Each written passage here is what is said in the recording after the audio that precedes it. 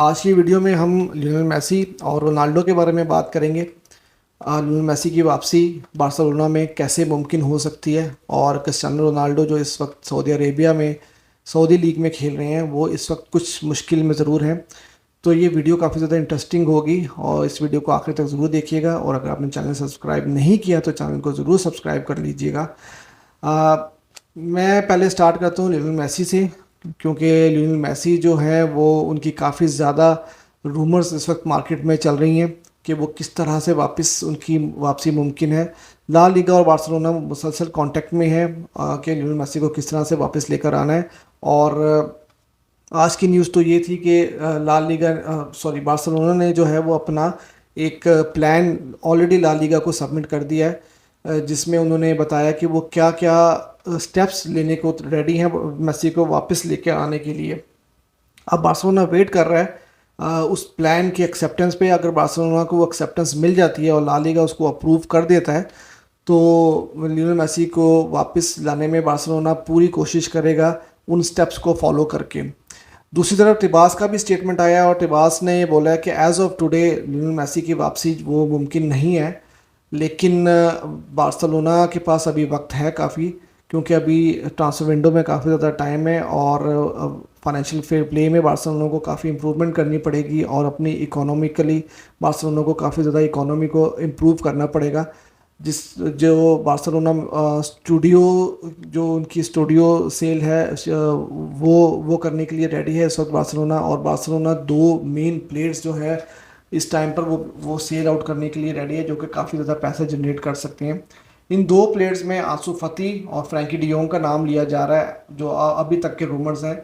आंसू फती क्योंकि बार्सिलोना की एकेडमी के प्लेयर है और अगर वो सेल आउट होते हैं और तकरीबन बार्सिलोना ने कोई 40 मिलियन की एक्सपेक्टेशन लगाई है उनकी सेल से, तो फाइनेंशियल फेयर प्ले में उसका काफ़ी ज़्यादा इम्पैक्ट पड़ेगा।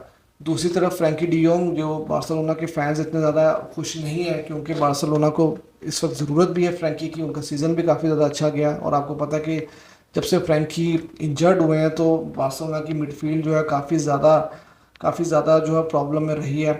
तो फ्रैंकी डियोंग क्योंकि उनकी मार्केट काफ़ी ज़्यादा है, पिछले सीज़न में भी चेल्सी और काफ़ी क्लब्स उनके पीछे थे, तो अगर फ्रैंकी डियोंग की सेल अच्छी अमाउंट में हो जाती है कोई 80 मिलियन के करीब, तो बार्सिलोना को काफ़ी ज़्यादा एडवांटेज होगा फाइनेंशियल फेयर प्ले में।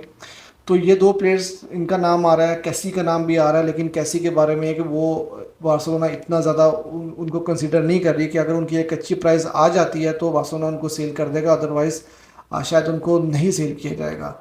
फिर रफीनिया का नाम भी लिया जा रहा है, क्योंकि रफीनिया का भी आपने अगर देखा होगा तो आर्सेनल, चेल्सी ये सारे क्लब्स इंटरेस्टेड हैं, लेकिन रफीनिया का प्रॉब्लम ये है कि रफीनिया अगर 60-70 मिलियन में बिकते भी हैं तो वो फाइनेंशियल फेयर प्ले में कोई इतना ज़्यादा इम्पैक्ट नहीं करेंगे, क्योंकि बार्सिलोना ने ऑलरेडी उनको 55-60 मिलियन में ख़रीदा था।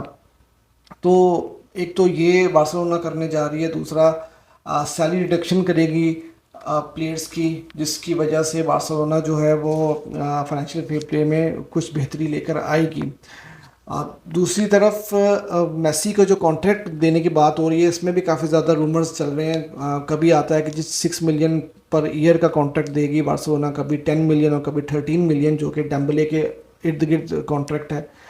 तो ये भी देखना पड़ेगा कि बार्सिलोना मेसी को क्या ऑफ़र करेगी। और मेसी को 2 साल का कॉन्ट्रैक्ट दिया जाएगा plus additional to 1 more year.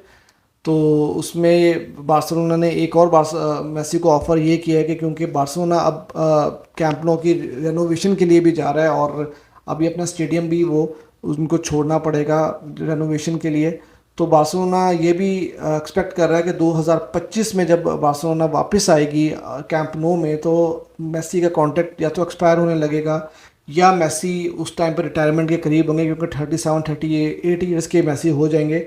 तो अगर मेसी का रिटायरमेंट का प्लान होगा तो बार्सिलोना उनको एक ज़बरदस्त सा फेयरवेल भी देना चाहती है, क्योंकि मेसी का आपको पता है कि वो जब पीएसजी गए थे तो वो एक बहुत ज़्यादा बदमज़गी हो गई थी मेसी और बार्सिलोना का।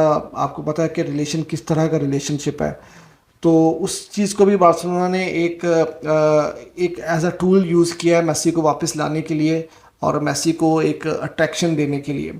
तो ये तो थी लियोनेल मेसी से रिलेटेड बात। दूसरी खबर जो है वो क्रिस्टियानो रोनाल्डो के बारे में है। क्रिस्टियानो रोनाल्डो इस वक्त थोड़ी मुश्किल में है सऊदी अरेबिया में। जैसे कि आप जानते हैं कि सऊदी अरेबिया के जो लॉज हैं वो काफ़ी ज़्यादा स्ट्रिक्ट हैं। और रियाद डर्बी हुई थी अल हिलाल और अल नसर के दरमियान। तो वो मैच अल हिलाल ने 2-0 से जीता। और क्रिस्टियानो रोनाल्डो की टीम को वो मैच जीतना ज़रूरी था, क्योंकि उनको टेबल पे 3 पॉइंट के मार्जिन से वो नीचे थे। तो उनको वापस ये मैच जीतना बहुत ज़रूरी था ताकि वो उस डेफिसिट को ठीक कर सकें। लेकिन मैच वो हार गए, और मैच हारने के बाद जो क्राउड था उन्होंने मैसी मैसी चैंट करना शुरू कर दिया, जो कि रोनाल्डो को बिल्कुल भी पसंद नहीं आया। रोनाल्डो ने कुछ ऐसा जेस्चर किया जो कि सऊदी अरेबिया में प्रोहिबिटेड है। और वहाँ के एक लॉयर नूफ बिन अहमद ने पब्लिक प्रोसिक्यूटर को ये भी बोला है कि उनको कंप्लेन की है कि रोनाल्डो को डिपोर्ट किया जाए, क्योंकि इस तरह का कोई भी फॉरेन प्लेयर या फॉरेन जो वहाँ पर रहते हैं सऊदी अरेबिया में, अगर वो इस तरह का कुछ एक्ट करते हैं या इस तरह का कोई जेस्चर करते हैं तो उसकी सज़ा डिपोर्टेशन है। तो ये एक प्रॉब्लम क्रिस्टियानो रोनाल्डो फेस कर रहे हैं इस टाइम पर।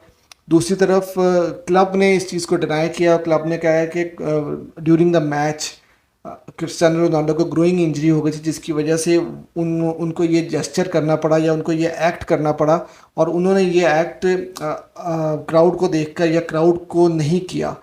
तो ये एक स्टोरी भी चल रही है। और इससे पहले भी अल इत्तेहाद क्लब के साथ जब अल नसर का मैच था तो वो मैच भी बहुत ज़्यादा क्रूशल मैच था, और वो मैच भी अल इत्तेहाद क्लब जीती थी। और पूरा जो ग्राउंड था वो मैसी मैसी चैंट कर रहा था रोनाल्डो को, जो रोनाल्डो को बिल्कुल पसंद नहीं आया था। तो ये चीज़ें जो हैं वो सऊदी अरेबिया में चल रही हैं, क्योंकि अगर आपको वर्ल्ड कप में याद हो तो जब सऊदी अरेबिया ने अर्जेंटीना को हराया था तो सऊदियों का एक स्टेटमेंट या एक सेंटेंस बहुत ज़्यादा फेमस हुआ था, where is Messi, where is Messi. लेकिन जब से रोनाल्डो सऊदी अरेबिया गए हैं तो सिर्फ मैसी मैसी हो रही है।